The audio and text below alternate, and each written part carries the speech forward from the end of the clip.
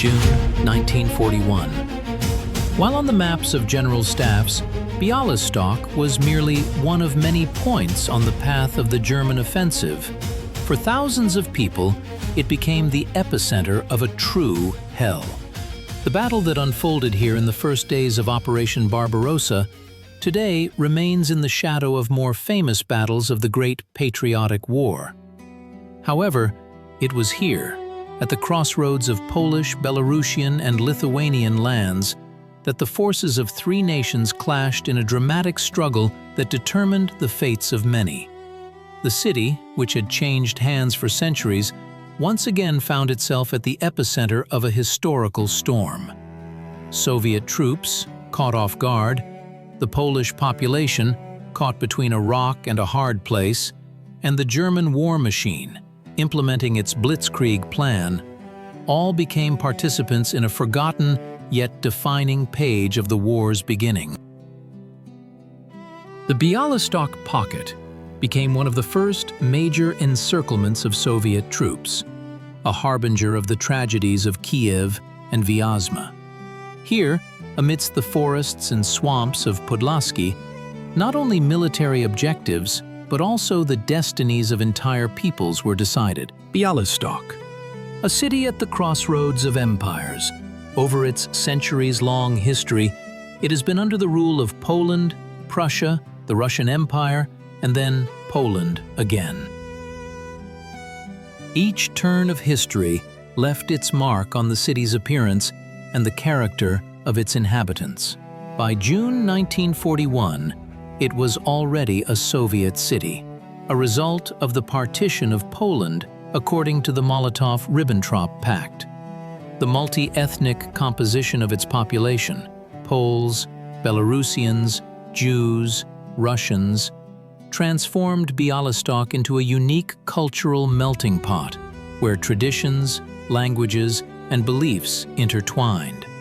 But it was precisely this feature that also made it particularly vulnerable in the impending storm of war.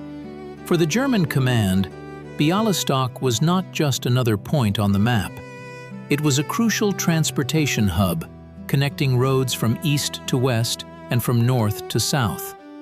Railway lines running through the city linked Warsaw with Minsk and Grodno with Brest. Whoever controlled Bialystok controlled the movement of troops, equipment, and supplies throughout the region. Furthermore, the city was at the junction of the operational directions of two German army groups, quote, 0, quote, and quote, 1, quote, making its capture critically important for coordinating the further offensive on Leningrad and Moscow. The Soviet command also recognized Bialystok's strategic value. The headquarters of the Western Special Military District was located here, and significant forces, units of Major General Konstantin Golubyev's 10th Army, were concentrated in the vicinity. However, the city's geographical location also created a serious problem. It was situated in the so-called Bialystok salient, deeply protruding into territory controlled by the Germans. This made Soviet troops in the area extremely vulnerable to encirclement with rapid enemy advances from the north and south. The terrain around Bialystok was a complex mosaic of forests, swamps, and open spaces. The Pushcha forests to the north and the marshy areas to the south limited the maneuver of large mechanized formations, but simultaneously created ideal conditions for defense and partisan actions. The flat areas between the forest tracts allowed for the deployment of tank wedges, the main tool of the German blitzkrieg. The ethno-cultural situation in the region also influenced the nature of the upcoming hostilities. The Polish population, having experienced Soviet occupation since September 1939, had a complex attitude towards the Red Army. Many Poles remembered the deportations and arrests carried out by the NKVD. The Jewish community, on the other hand, feared the arrival of the Germans, knowing about their anti-Semitic policies. These contradictions created a tense atmosphere in which each side of the conflict could find both allies and adversaries among the local population.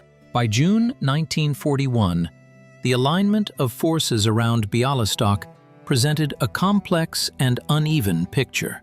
On the German side, the offensive was being prepared by Army Group Center under the command of Field Marshal von Bock, comprising the 9th and 4th Field Armies, as well as two panzer groups, Guderian's 2nd and Hoth's 3rd. In the first echelon of the offensive in the Bialystok direction alone, the Germans concentrated about 500,000 soldiers, over 800 tanks and self-propelled guns, and more than 1,000 aircraft. The motorized units of the Wehrmacht were equipped with the latest technology, which had undergone its baptism of fire in Europe. The command staff had extensive blitzkrieg experience, and the soldiers possessed high morale, bolstered by a series of victories in Poland, France, and the Balkans. Soviet troops in the Bialystok salient were represented by formations of the Western Special Military District, specifically the 10th Army under Major General Golubev. It included the 24th and 5th Rifle Corps and the 6th and 13th Mechanized Corps.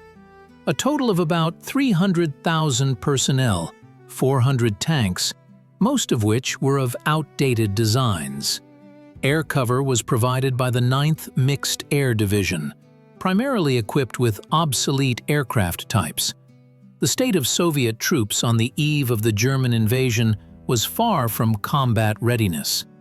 Many units were in the process of reorganization, equipment was undergoing preventive maintenance, and ammunition was stored in depots, often far removed from the locations of the units.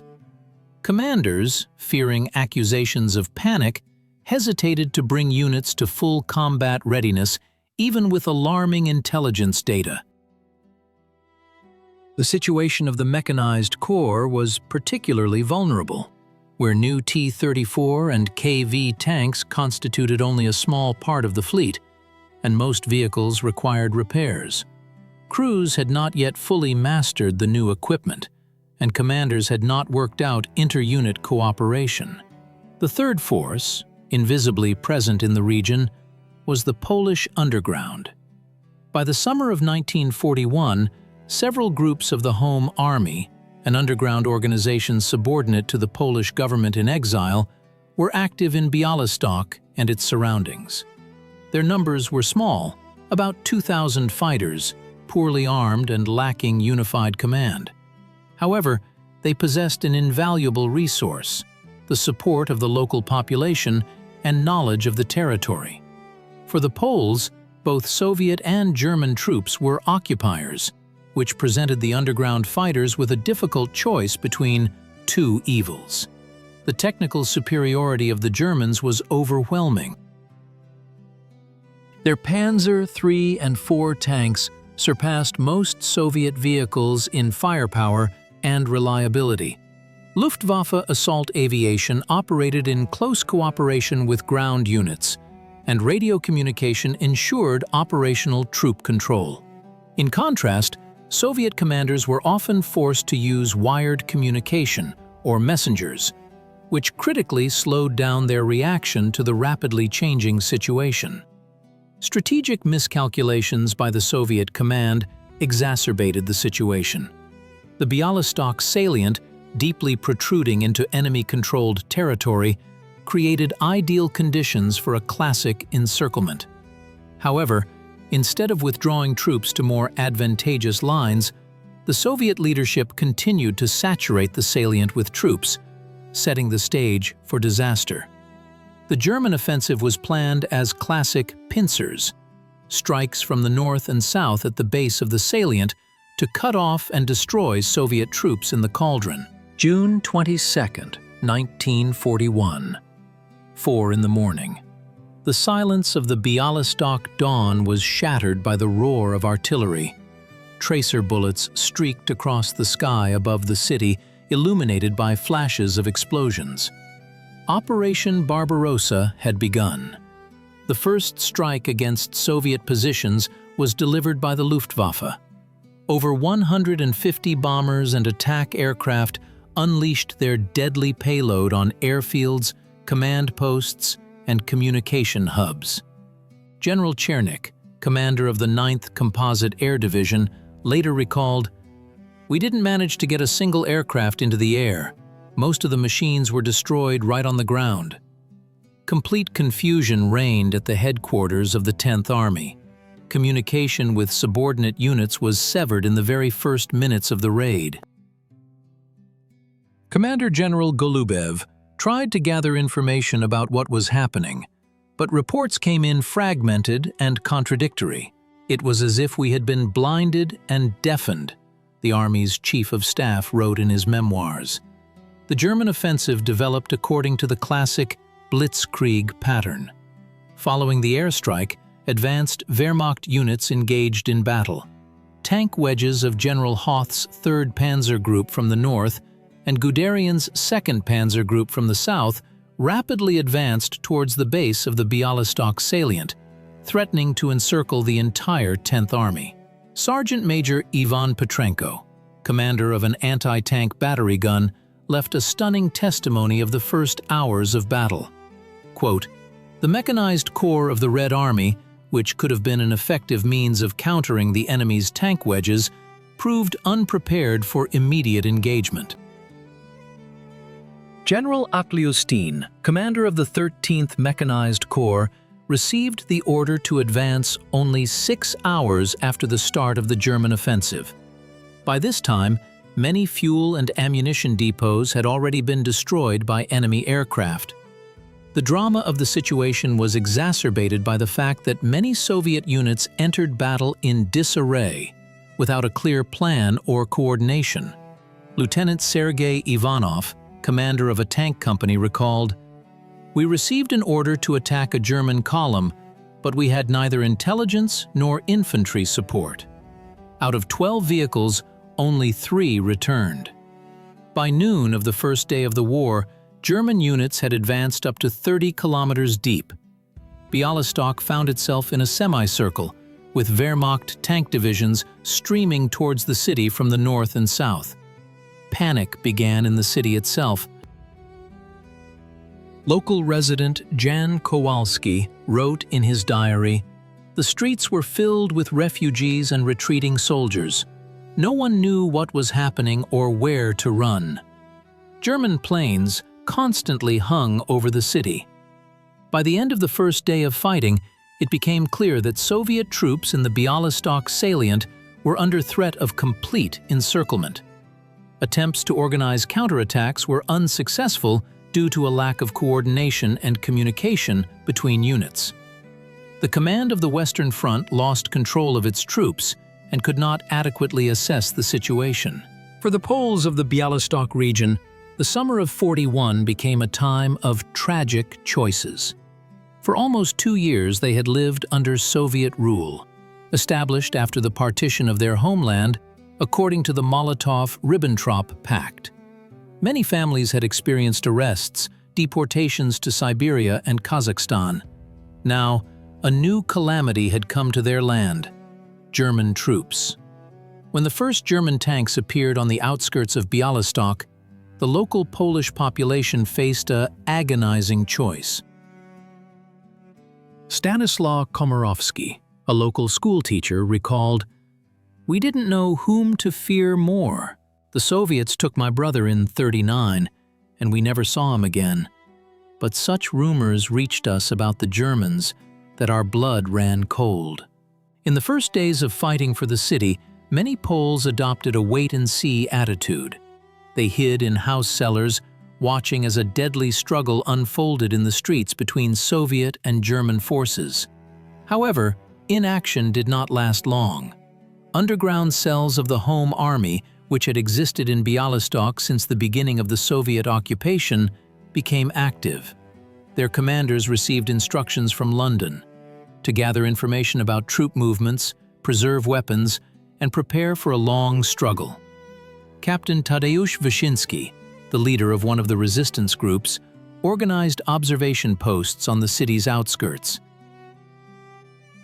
"We saw how the Germans methodically surrounded Soviet units," he wrote in a report to the Polish government in exile.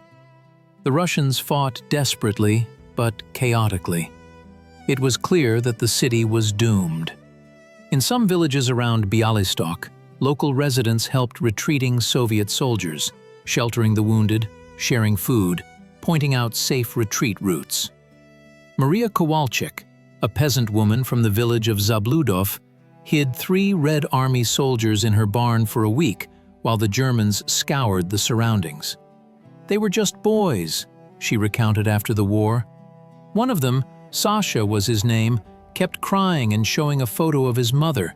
How could I betray them?" But there were also those who saw the Germans as liberators from the Soviet regime. In the first days of the occupation, some Poles greeted German troops with flowers. This euphoria quickly dissipated when the true nature of Nazi policy became clear. The fate of Bialystok's Jewish population was particularly tragic. Before the war, Jews constituted almost half of the city's inhabitants, creating a thriving center of the textile industry and rich culture there. With the arrival of the Germans, the first actions against Jews began. Rachel Goldstein, a survivor of the occupation, recalled, "On the 3rd day after the city's capture, the Germans herded all Jewish men to the market square. Many were taken away, and no one ever saw them again. It was during these days that the first groups of Jewish resistance began to form in Bialystok. Young people, understanding that they had nothing to lose, established contacts with the Polish underground, gathered weapons, and prepared for battle. By the end of June 41, when the fighting for the city concluded with a complete German victory, the first partisan detachments were already operating in the forests around Bialystok. They consisted of encircled Red Army soldiers, local Poles, and Jews who had fled persecution. In the pre-dawn twilight of June 22, 1941, dozens of Soviet units found themselves in the deadly trap of the Bialystok salient. As the main forces of the Wehrmacht rushed towards Minsk and Smolensk, thousands of Red Army soldiers continued to wage an unequal battle in encirclement, cut off from the main forces and deprived of centralized command. The 182nd Rifle Regiment of Major Boris Fomin occupied an all-around defense on the eastern outskirts of Bialystok. With only 17 anti-tank guns and an infantry battalion at his disposal, Fomin organized an effective system of strongpoints that held back the advance of 2 German infantry regiments and a tank company for 2 days. "We understood that help was not coming from anywhere," recalled later Senior Lieutenant Nikolai Savelyev, commander of the artillery battery. But Major Fomin simply said, "Every hour of delaying the enemy is the lives of our comrades retreating to the east." When the shells ran out, the artillerymen resorted to hand-to-hand combat. Of the 120 men of the regiment, only 27 remained alive, but they accomplished their mission. They delayed the advance of the German column in a critical sector. Events unfolded no less dramatically in the area of the Lomza railway junction. Here, a consolidated detachment of border guards under the command of Captain Ivan Sereda organized an ambush on the path of a German motorized column. The border guards knocked out the lead and trailing armored personnel carriers and then methodically destroyed the remaining enemy equipment and manpower. "We acted as if in exercises," said Sergeant Pyotr Glukov. "The captain positioned us so that each sector was covered by fire from at least 2 positions. The Germans fell into a real fire sack." A special page in the history of the defense of Bialystok was written by the crew of Lieutenant Alexander Kolobanov's KV-1 tank. Left without fuel, the heavy tank turned into a stationary strongpoint at a crossroads south of the city. For 6 hours, the crew repelled enemy attacks, destroying 7 German tanks and more than a dozen vehicles with infantry. Mechanic driver Nikolai Kiselev recalled, "In the area of the village of Grodek, 16 soldiers under the command of Lieutenant Sergei Novikov held a bridge over the Suprasol River for 3 days. Lacking heavy weapons, they used the complex terrain and skillful camouflage, creating the impression of a large unit's presence for the enemy." When the Germans discovered the true number of the bridge's defenders and offered them to surrender, Novikov replied, quote, "5. All the defenders died, but the bridge was blown up, which delayed the advance of the enemy tank column for a day." The fate of Major General Ivan Boldin's 6th Cavalry Corps was tragic. Finding itself completely surrounded, the Corps received orders to break through to the east. For 2 weeks, the cavalrymen fought continuous battles, breaking through one ring of encirclement after another. "We moved only at night," General Boldin wrote in his memoirs. "During the day we hid in the forests, sending out reconnaissance to find weak spots in the German lines. The local population helped us with food and information about the enemy. Out of 12,000 men of the Corps, fewer than 2,000 reached their own lines, but they preserved the battle standard and carried out wounded comrades." In Bialystok itself, heroic defense was waged by scattered groups of Red Army soldiers, united under the command of Colonel Semyon Kutepov. Lacking communication with higher command, Kutepov organized a system of defense for the city blocks, turning each stone house into a strongpoint. The Germans did not expect such resistance, recalled Lieutenant Alexei Voronin, a participant in those battles. They were accustomed to the blitzkrieg, but here in every window there was a machine gun, behind every corner an anti-tank rifle. The German military command viewed Bialystok as one of the key hubs in its lightning war strategy in the east. The plan for capturing the city was developed with typical German meticulousness and was an important part of Operation Barbarossa. According to the directives of the Wehrmacht High Command, the Bialystok salient was to be cut off by swift strikes from the north and south, which would allow for the encirclement and destruction of a significant grouping of Soviet troops at the very beginning of the campaign. Colonel General Heinz Guderian, commander of the 2nd Panzer Group, wrote in his memoirs, "The Bialystok pocket presented us with an ideal opportunity to demonstrate the advantages of the blitzkrieg. Soviet troops were concentrated in a salient deeply jutting into our positions, which made them extremely vulnerable to a double envelopment." The German strategy was based on 4 key principles: surprise, concentration of forces on the main axes of attack, close cooperation between branches of service, and rapid penetration deep into the enemy's defenses. The Bialystok operation became a classic example of the implementation of these principles. Surprise was achieved through careful camouflage of the offensive preparations. German units advanced to their starting positions primarily at night. Radio traffic was minimized, and false radio transmissions from rear areas were used to misinform Soviet intelligence.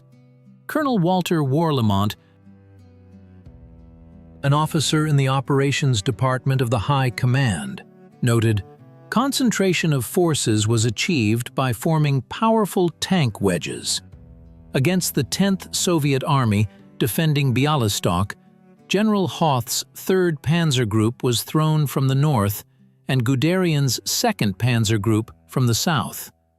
In the first echelon alone, 6 tank and 4 motorized divisions advanced, supported by air and artillery. The interaction between branches of service was organized at an unprecedentedly high level. Each tank division had attached air units for direct support. Radio communication ensured real-time coordination of tanks, infantry, and aviation. Major General Friedrich Paulus, who developed the operation plan, insisted that, quote, 3. The speed of the advance was ensured by the use of advanced detachments, which, without engaging in protracted battles, bypassed centers of resistance and advanced deep into Soviet territory. These detachments, consisting of motorcycle,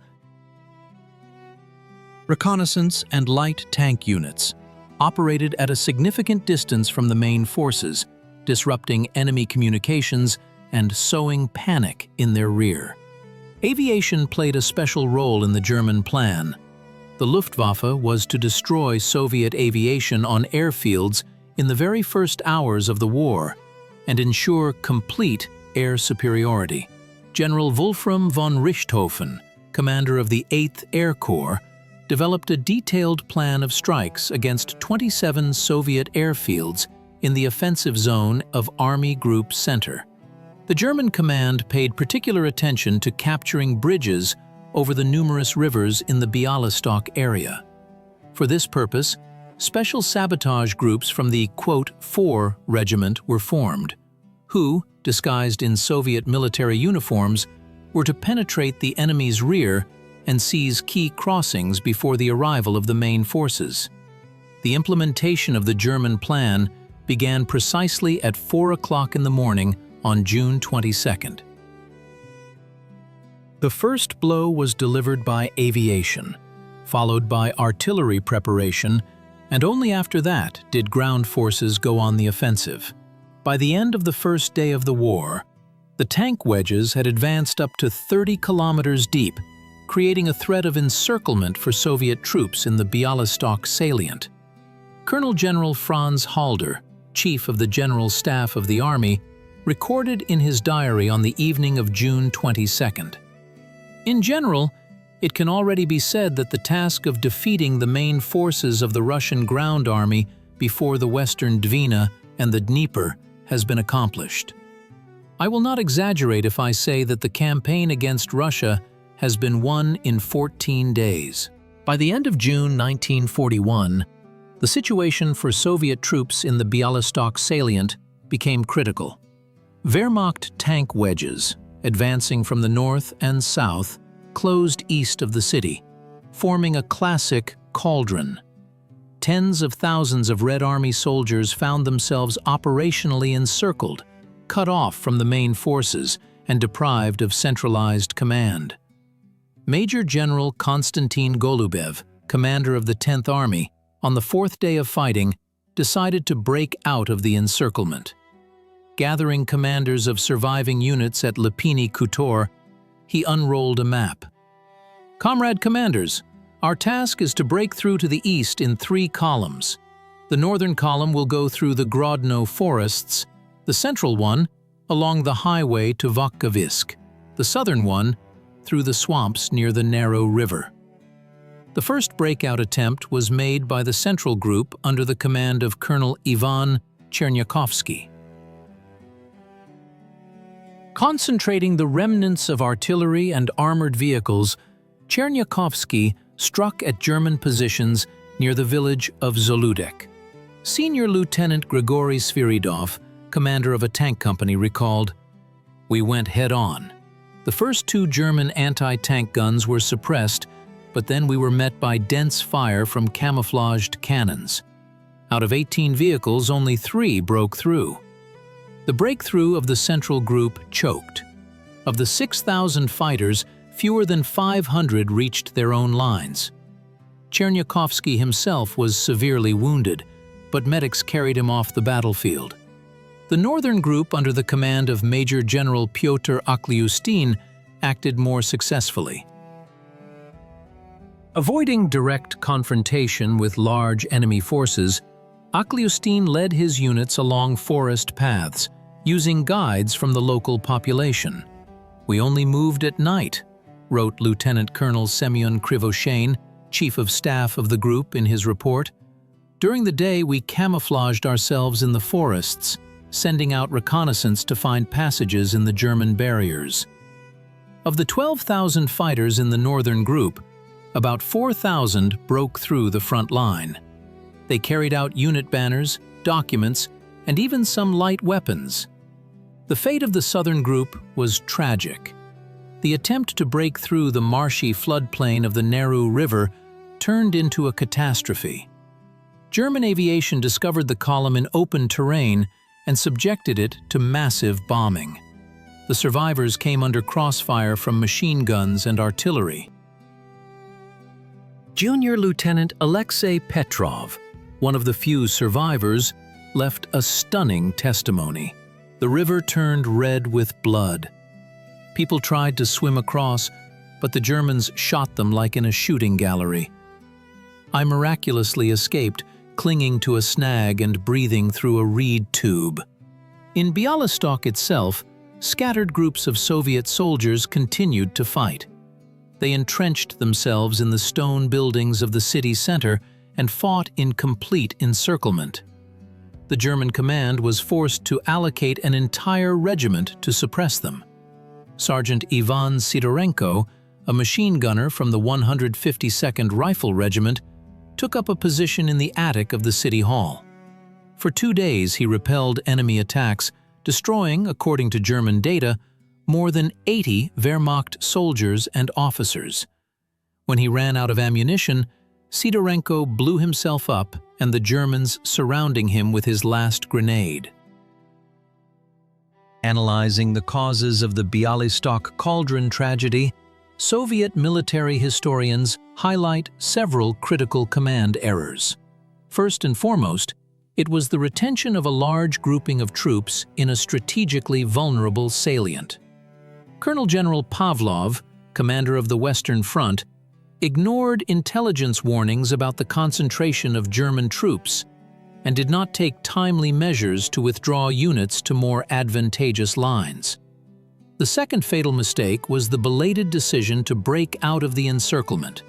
General Golubev received the order to exit the cauldron only on the 4th day of fighting, by which time the Germans had already managed to create a strong blocking line. Finally, the lack of an effective troop control system in a crisis situation had an impact. Communication between units was disrupted in the very first hours of fighting, which led to fragmented and uncoordinated actions of individual units. However, even in this catastrophic situation, Soviet soldiers and officers displayed mass heroism.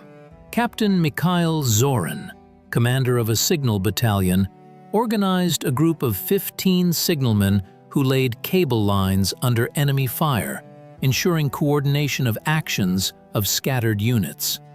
All of them died, but they completed their task. June 22, 1941, forever changed the fate of Bialystok and its inhabitants. When the first German bombs fell on the city, the civilian population was completely unprepared for the hell that descended upon their homes. Anna Kowalska, a local schoolteacher, recalled, "We woke up to a terrible roar. The window panes rattled, plaster fell from the ceiling, children cried, and we didn't understand what was happening. No one warned us about an evacuation."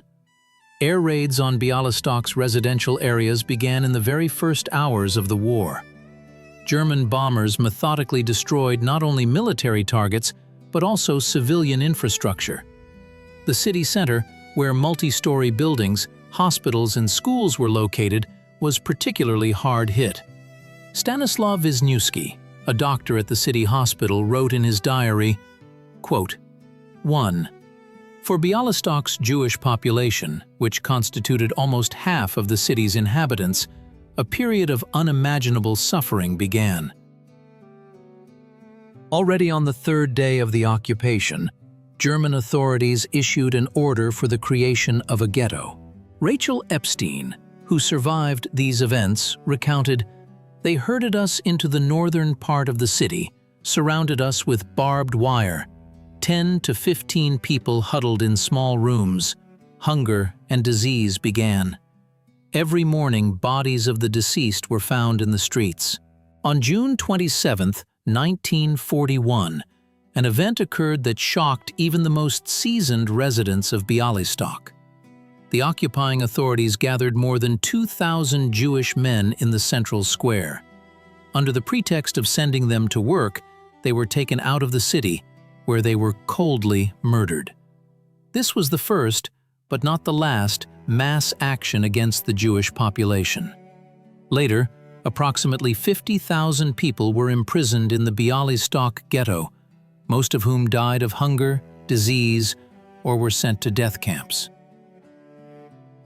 The Polish population of the city also faced the brutal policy of the occupiers. The Germans regarded Poles as second-class people, destined to serve the superior race. Tadeusz Malinowski, a schoolteacher, recalled, "We were forbidden to teach history and literature. Schools were closed, libraries plundered. Any manifestation of national culture was severely punished." Rural residents in the vicinity of Bialystok had an especially difficult time. German troops confiscated food, livestock, and warm clothing. Peasant woman Maria Kowalczyk from the village of Suprasol recounted, "They took everything, the last cow, a sack of grain, even children's felt boots. We survived the winter by eating frozen potatoes and tree bark." Under these inhumane conditions, civil resistance began to form. The first underground groups emerged as early as July 1941. They consisted of former military personnel, teachers, doctors, and students. John Przybyszewski, one of the organizers of the underground, recalled, "We started small, distributing leaflets, listening to and relaying reports from the Soviet Information Bureau, helping escaped prisoners of war." Women played a special role in the resistance. They most often served as liaisons, hid the wounded, and gathered information about the movements of German troops. Helena Wisniewska, a nurse from Bialystok, organized an underground hospital in the basement of a destroyed house. Over 2 years, more than 300 wounded partisans and underground fighters passed through this hospital. By the end of 1941, several partisan detachments were already operating in the forests around Bialystok. They carried out attacks on German garrisons, derailed trains with military cargo, and eliminated traitors and collaborators. The Revenge Detachment, created by former Red Army Lieutenant Mikhail Savchenko and Polish officer Tadeusz Kowalski, numbered more than 100 fighters of various nationalities by winter. The fall of Bialystok had catastrophic consequences for the Soviet Western Front. Military historians unanimously acknowledge that the encirclement and defeat of the 10th Army became one of the Wehrmacht's largest tactical victories in the initial period of the war. According to German data, over 100,000 Soviet servicemen were captured in the Bialystok pocket, and over 700 tanks, more than 1,000 artillery pieces and mortars were destroyed or captured. The losses on the German side were incomparably smaller, about 6,000 killed and wounded, a few dozen tanks and aircraft. This ratio clearly demonstrates the scale of the catastrophe that befell the Soviet troops. Field Marshal von Bock, commander of Army Group Center, wrote in his diary, "The strategic consequences of the defeat at Bialystok proved even more significant. The defeat of the 10th Army created a breach almost 200 kilometers wide in the Soviet defense, opening a direct route for German tag formations to Minsk and then to Smolensk." Colonel General Franz Halder, chief of the General Staff of the Wehrmacht's army, noted in his diary, "The destruction of the Russian Bialystok grouping allowed us to break out into operational space. Now the way to Moscow is open." Military analysts identify several key miscalculations by the Soviet command that led to the catastrophe. First of all, this was the retention of a large grouping of troops in the strategically vulnerable Bialystok salient. Army General Georgy Zhukov wrote in his memoirs, "The Bialystok salient was an ideal trap. It was necessary to withdraw troops to more advantageous lines in advance, but Pavlov did not dare to do so without a direct order from Moscow." The second fatal miscalculation was the absence of a layered defense. The main forces of the Soviet troops were concentrated in the border strip, without creating fortified lines in depth. When German tank wedges broke through the front, the command had no reserves to organize counterattacks. Lieutenant General Ivan Boldin, deputy commander of the Western Front, recalled, "We literally had nothing to close the gaps that had formed. All forces were thrown into the first echelon, and there was not enough time to form second echelons and reserves."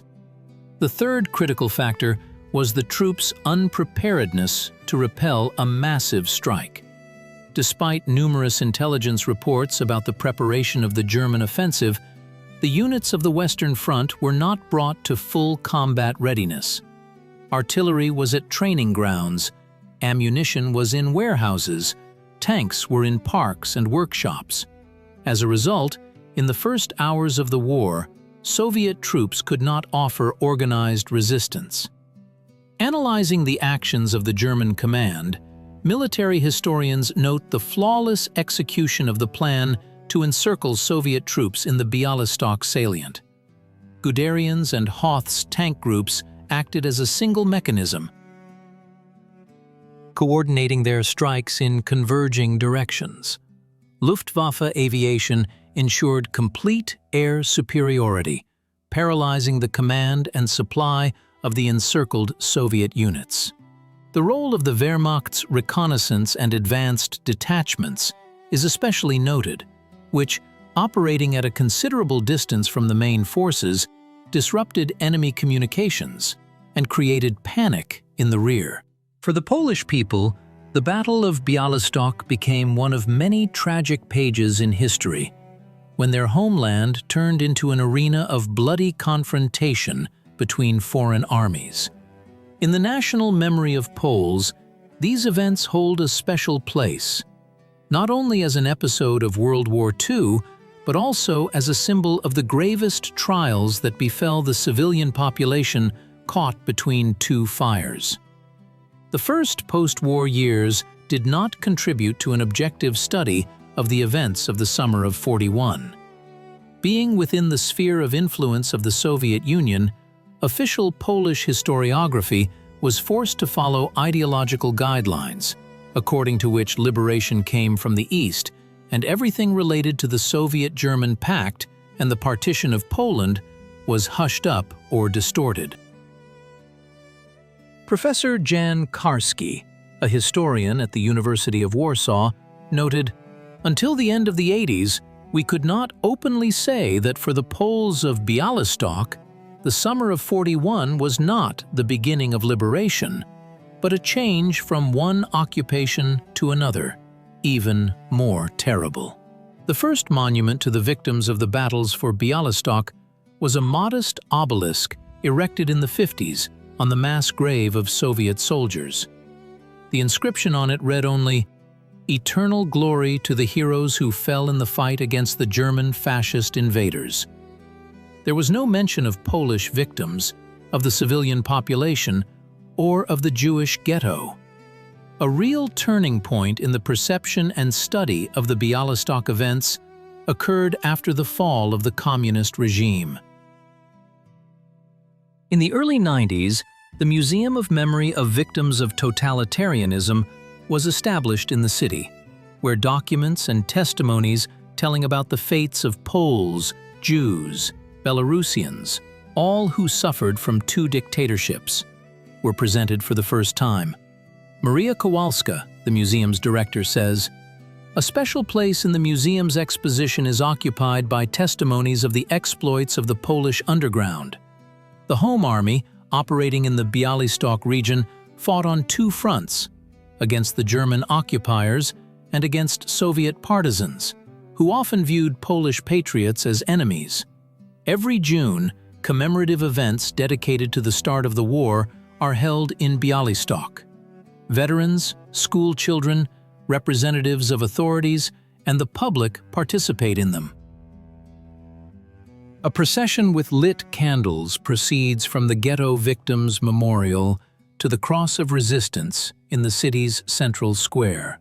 In modern Polish school textbooks, the Battle for Bialystok is described as an example of heroism and suffering of the civilian population. Emphasis is placed on the fact that Poles became victims of the geopolitical interests of great powers, but managed to preserve national dignity and the will to resist. Professor Andrzej Nowak from Jagiellonian University emphasizes, in the 2000s, the memorial complex was opened in Bialystok. Its central element was a wall with the names of the city's inhabitants of all nationalities who died during the war.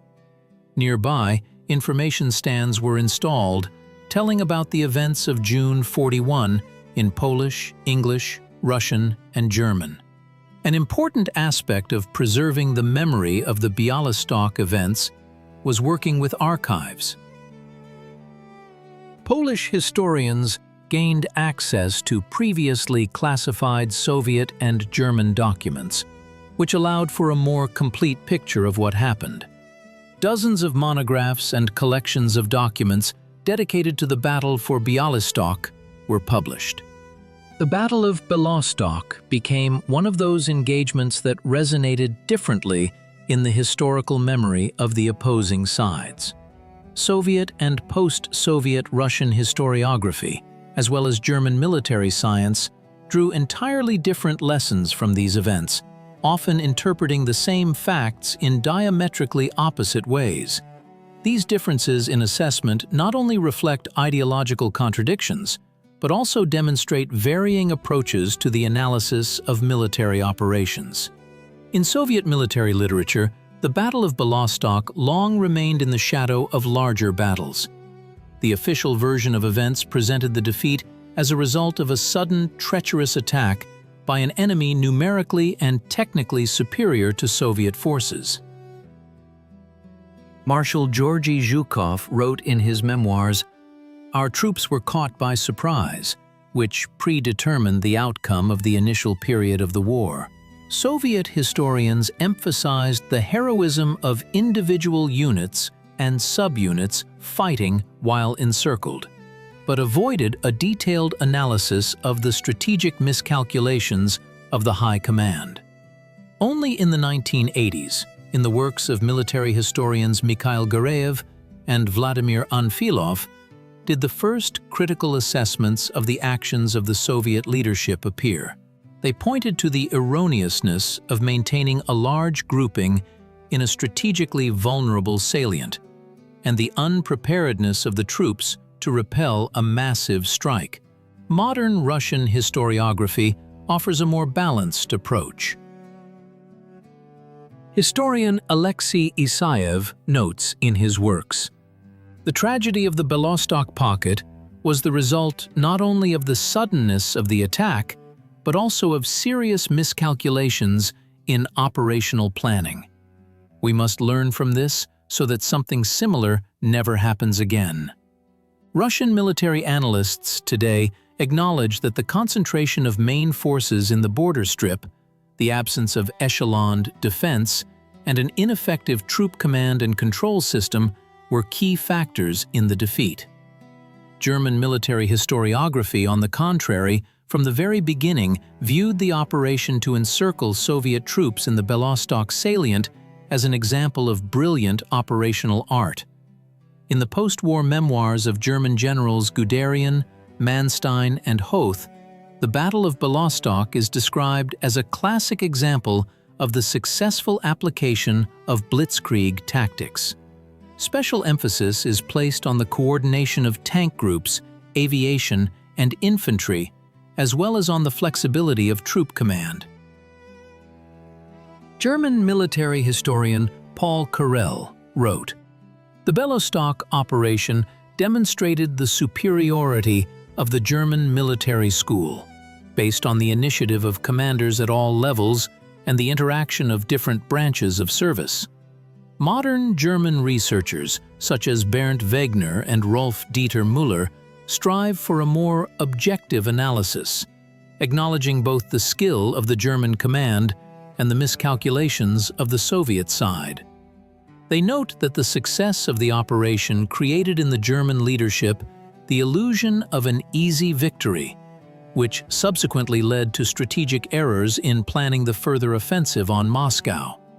For military science, the Battle of Bialystok became a source of valuable lessons. Russian military theorists drew several important conclusions from these events. Firstly, about the need to create an echeloned defense with strong reserves in depth.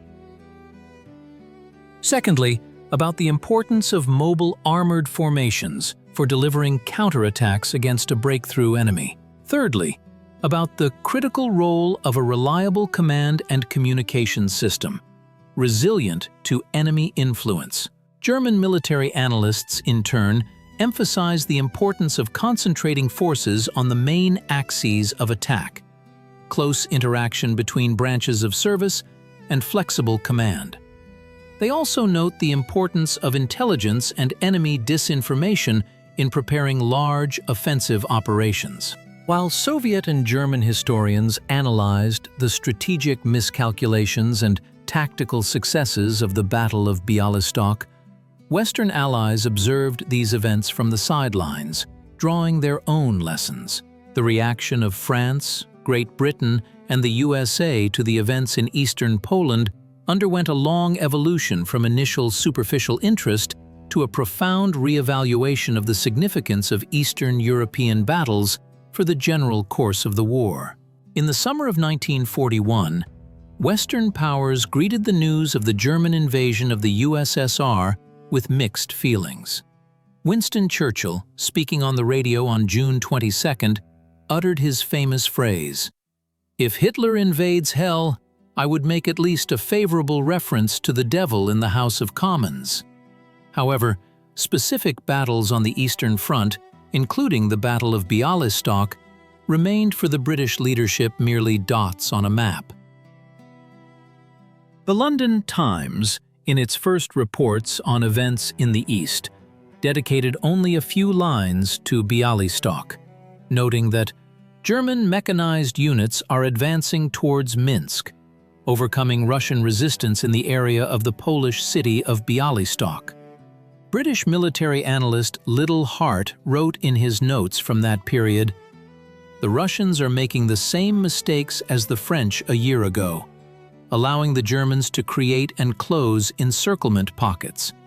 The American press, not yet involved in the European war, covered the events near Bialystok extremely sparingly.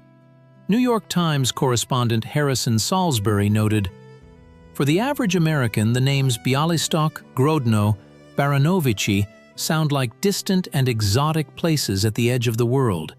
Few understand that it is precisely there that the fate of Europe is now being decided." The French government in Vichy, collaborating with Nazi Germany, broadcast German reports of Wehrmacht victories, presenting them as a triumph of European civilization over Bolshevism. However, in occupied Paris, the underground newspaper Combat wrote, "Every Soviet soldier who dies in the Belarusian forests gives his life for the freedom of France as well."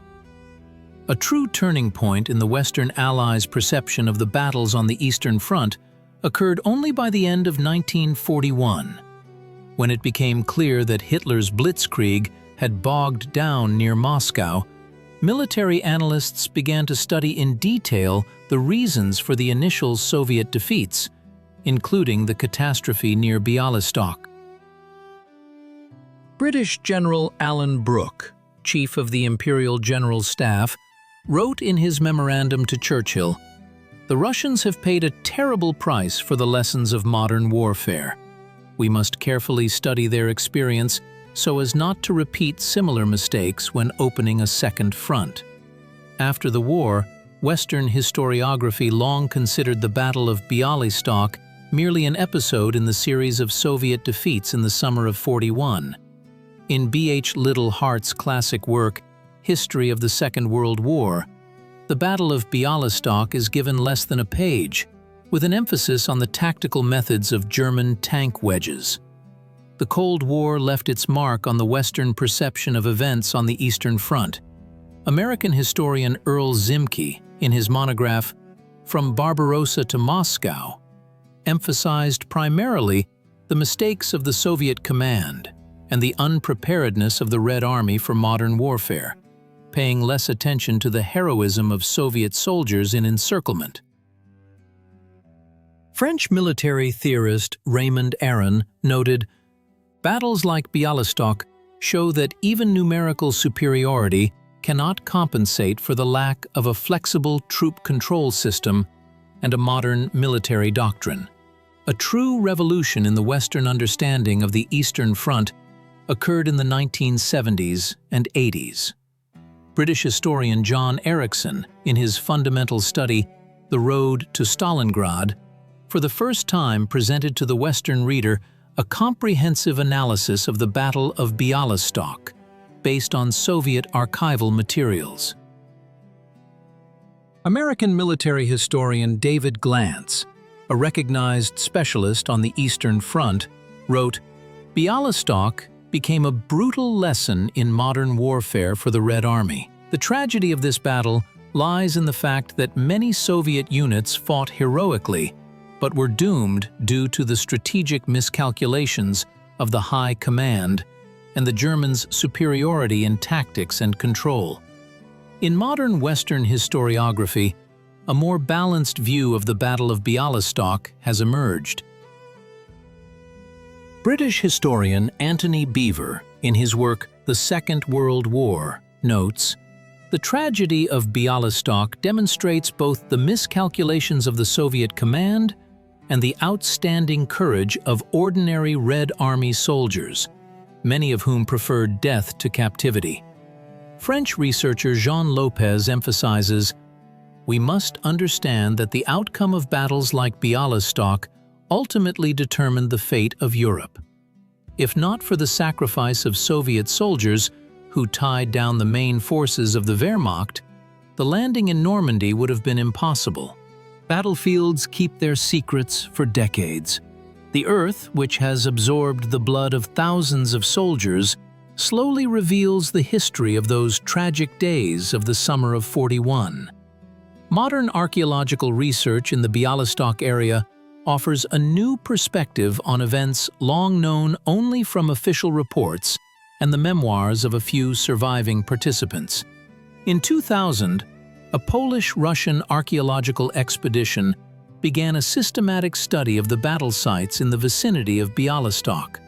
The project leader, Professor Andrzej Nowicki of Jagiellonian University, says, "We used archival maps, wartime aerial photographs, and modern geolocation methods.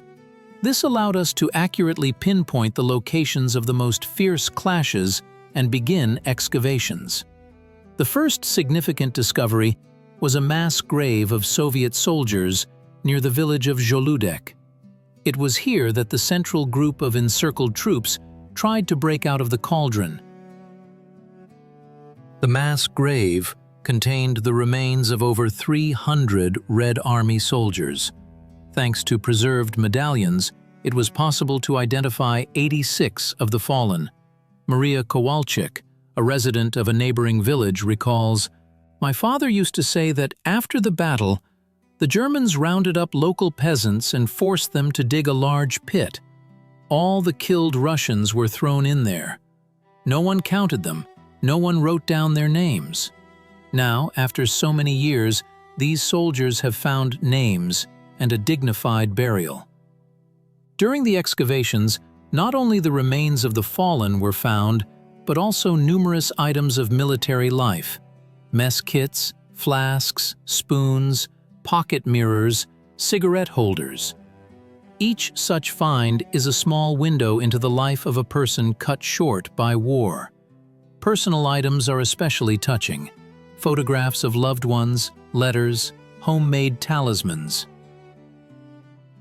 Alexander Petrov, head of the Russian part of the expedition, shows a small medallion.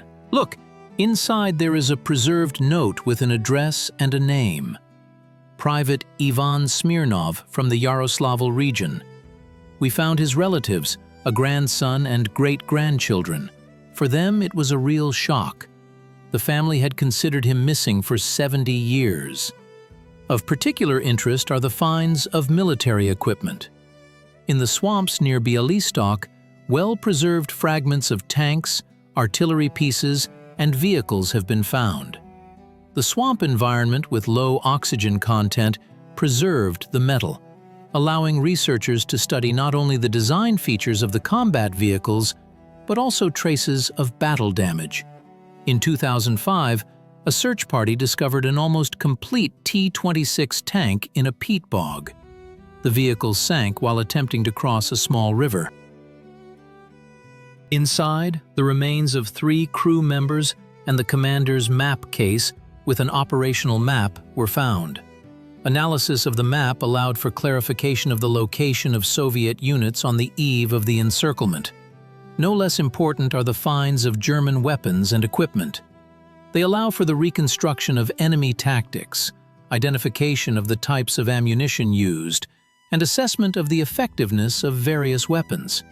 Particularly valuable were the discovered field diaries of German officers, containing detailed descriptions of battles. Search operations often lead to dramatic discoveries. In the forest near the village of Suprashul, archaeologists found the remains of a field hospital. Several dozen wounded Red Army soldiers were buried here who could not be evacuated before the arrival of the Germans. Judging by the nature of the wounds and the position of the bodies, many of them were killed already in the hospital. An important area of research has been the study of mass graves of the civilian population. The tragedy of the Bialystok ghetto, where tens of thousands of Jews died, remained insufficiently documented for a long time. Archaeological excavations on the territory of the former ghetto made it possible to establish the exact locations of mass executions and determine the scale of the tragedy. Rachel Stein, a historian from the Holocaust Memorial Museum, notes, "Every discovered detail, a button, glasses, a child's toy, is a testament to a life cut short. Our task is to preserve the memory of every victim, to restore their names and human dignity." Modern technologies have significantly expanded the possibilities of search operations. The use of metal detectors, ground-penetrating radars, and unmanned aerial vehicles with thermal imagers allows for surveying vast areas and detecting burials and equipment at significant depths. Computer modeling helps reconstruct the course of hostilities by comparing archaeological finds with archival documents. International volunteer organizations play a special role in the study of the Bialystok battlefields. Every summer, hundreds of volunteers from Russia, Poland, Germany, and Belarus come to the Bialystok region to participate in search expeditions.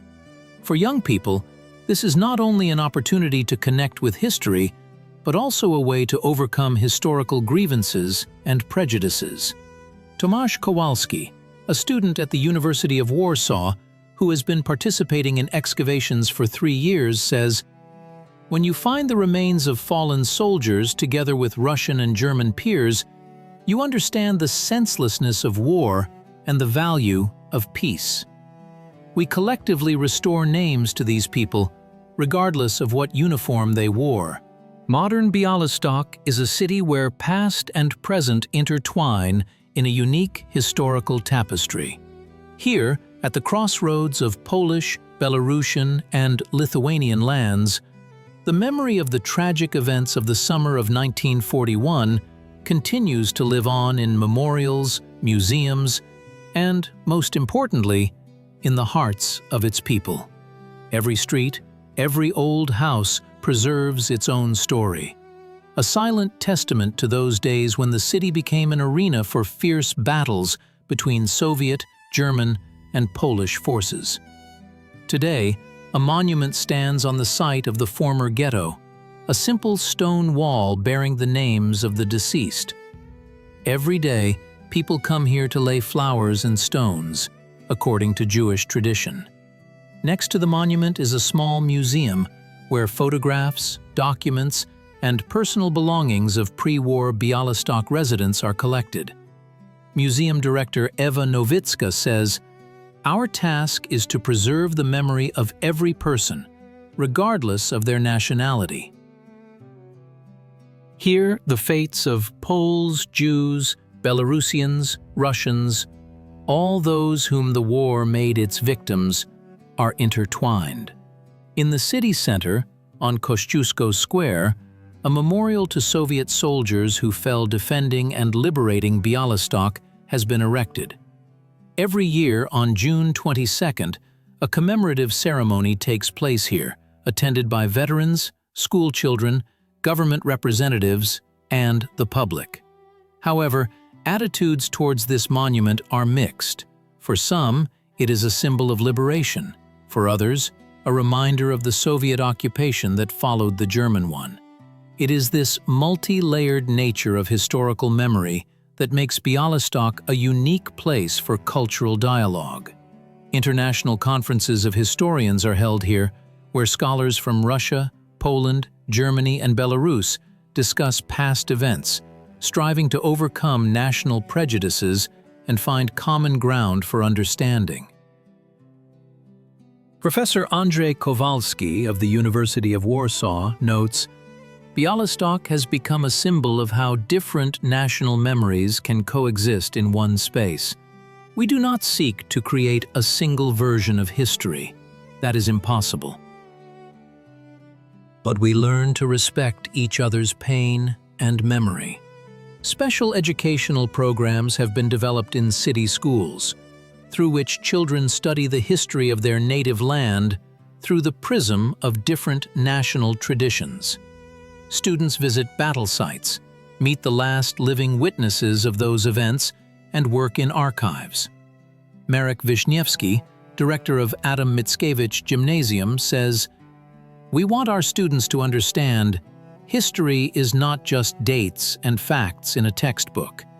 It is the destinies of specific people, often their own ancestors." A special place in the modern life of Bialystok is occupied by the activities of search teams. Every summer, dozens of volunteers, Poles, Russians, Belarusians, Germans, go to battle sites to find and rebury the remains of fallen soldiers of all armies. In recent years, the names of more than 3,000 deceased have been identified and their relatives found.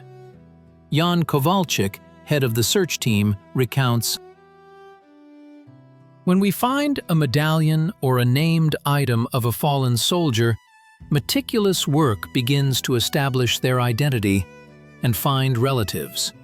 Sometimes it takes years, but when you see tears of gratitude in the eyes of grandchildren and great-grandchildren, you realize that it's all not in vain." An important aspect of preserving historical memory has been working with archives.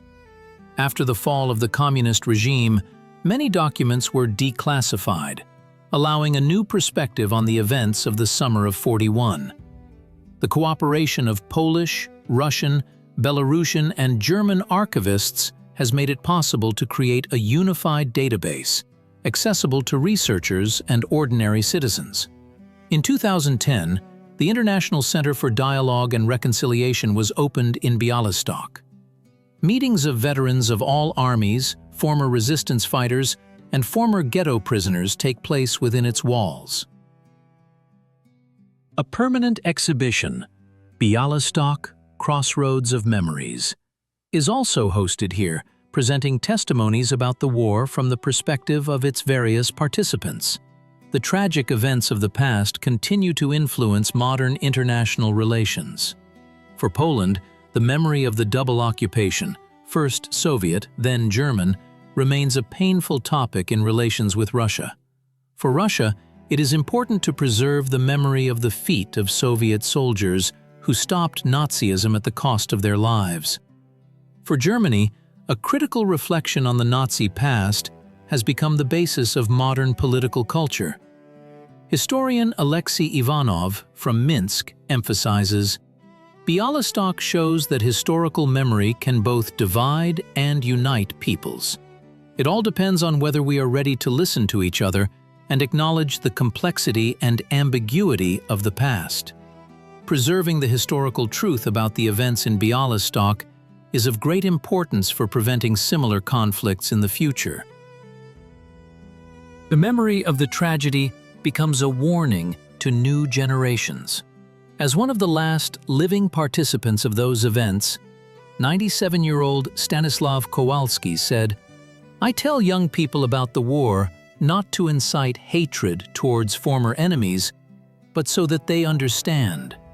There is nothing more terrible than war, and nothing more precious than peace."